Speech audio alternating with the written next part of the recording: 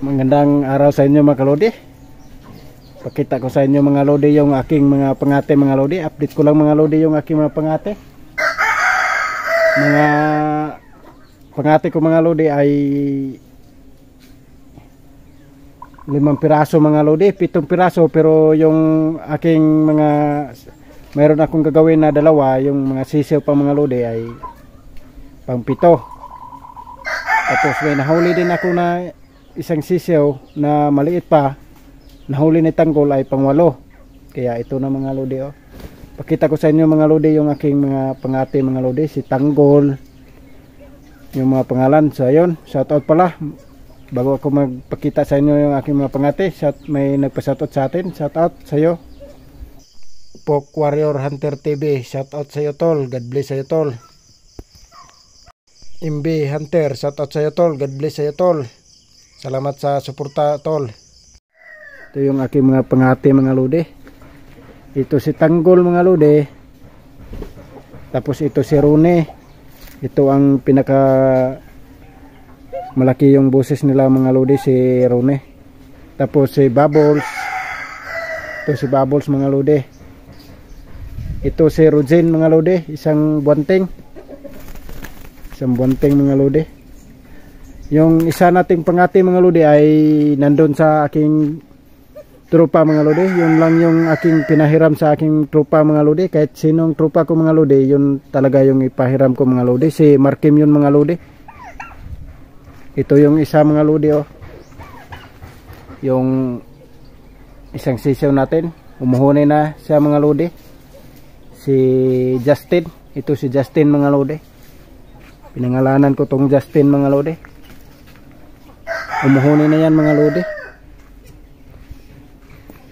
Ito yung mga lodi oh. Update ko lang yung aking mga pangati mga lodi.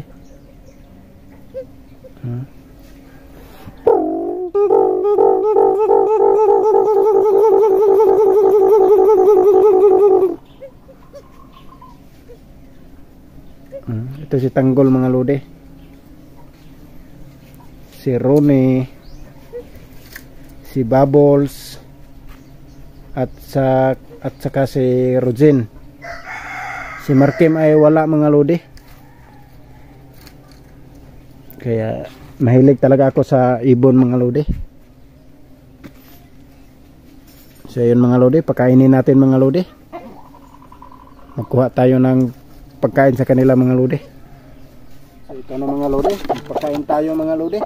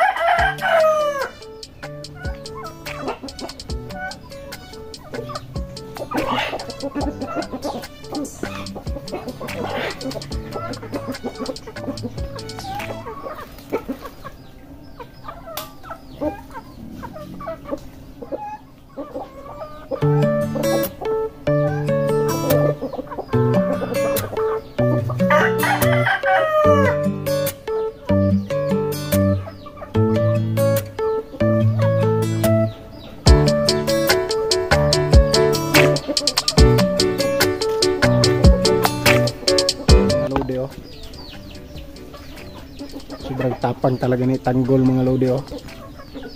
So, si tanggol mga lodi oh. Gutom na talaga si tanggol. Kasi ang oras natin mga lodi ay 1 PM na mga lodi. Si Rone mga lodi oh. Bubbles. Ito si Bubbles. si Rogin. Ang lasak natin na pangati. Grabe mga lodi. Ganda talaga yung may alaga tayong ibon mga lodi, magkawala sa stress. Kaya ako mga lodi ay nag-aalaga talaga ako ng ibon. Kasi parang mawala yung stress ko mga lodi basta makatingin sa kanila mga lodi. So yun, kung bago ka pa lang sa aking channel mga lodi, pwede kang mag-subscribe, click the notification bell para lagi kang updated sa video ko mga lodi. Sa ngayon mga lodi, wala muna tayong bird hunting mga lodi kasi maulan yung panahon natin. Kaya wala muna tayong bird hunting.